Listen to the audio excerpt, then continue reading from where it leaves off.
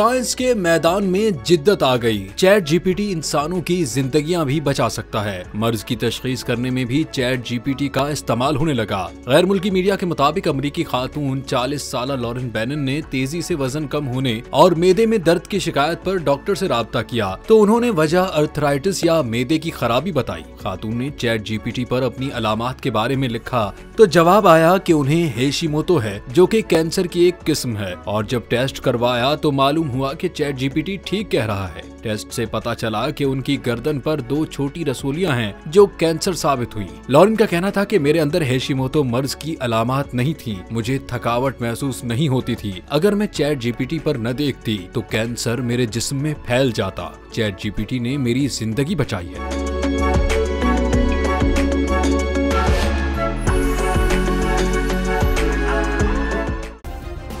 Subscribe करें और bell दबाएं ताकि कोई खबर रह न जाए।